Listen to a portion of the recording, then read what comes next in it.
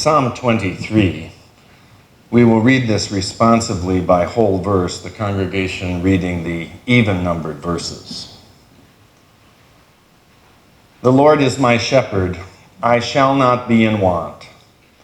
The Lord makes me lie down in green pastures and leads me beside still waters. You restore my soul, O Lord, and guide me along right pathways for your name's sake. Though I walk through the valley of the shadow of death, I shall fear no evil, for you are with me. Your rod and your staff, they comfort me. You prepare a table before me in the presence of mine enemies. You anoint my head with oil. My cup is running over.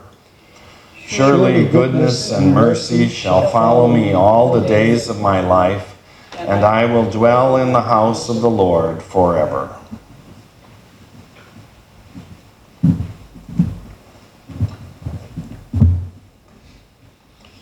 A reading from Ephesians.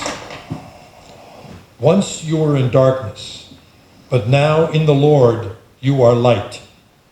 Live as children of light, for the fruit of the light is found in all that is good and right and true.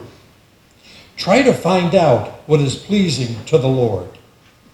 Take no part in the unfruitful works of darkness, but instead expose them. For it is shameful even to mention what such people do secretly. But everything exposed by the light becomes visible, because everything that becomes visible is light. Therefore, it says, "Sleeper, awake, rise from the dead, and Christ will shine on you." The word of the Lord. Thanks be to God. Please stand. Let your steadfast love come to us, O Lord. Save us as you promised. We trust your word. The Holy Gospel according to John. Glory to you, O Lord. As he walked along, he saw a man blind from birth.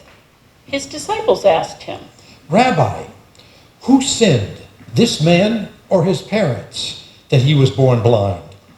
Neither this man nor his parents sinned. He was born blind so that God's work might be revealed in him. We must work the works of him who sent me while it is day. Night is coming when no one can work. As long as I am in the world, I am the light of the world. When he had said this, he spat on the ground and made mud with the saliva and spread the mud on the man's eyes, saying to him, "Go, wash in the pool of Siloam," which means sent. Then he went and washed and came back, able to see. The neighbors and those who had seen him before as a beggar began to ask, "Is this not the man who used to sit and beg?" Some were saying, "It is he." others were saying, "No, but it is someone like him." He kept saying, "I am the man." but they kept asking him. "How then were your eyes opened?" He answered, "The man called Jesus made mud, spread it on my eyes, and said to me, go to Shalom and wash.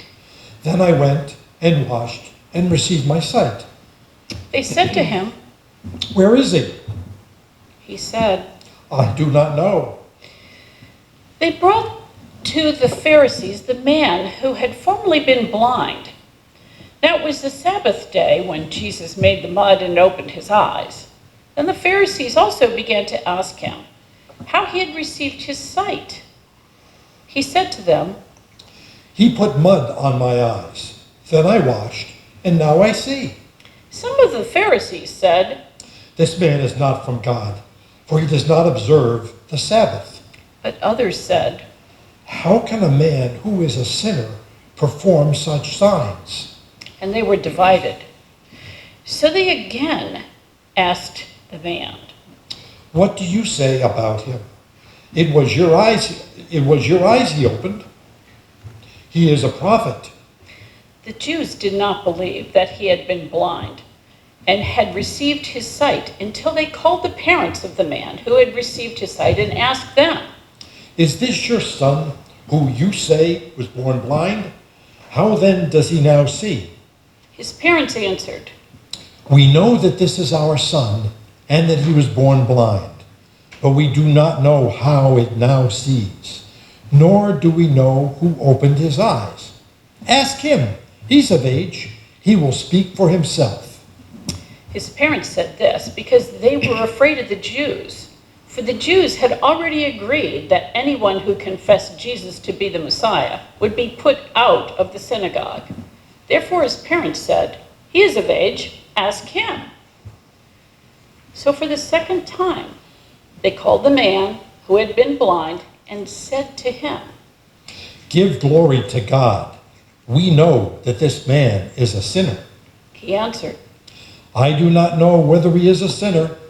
One thing I do know, that though I was blind, now I see." They said to him, "What did he do to you? How did he open your eyes?"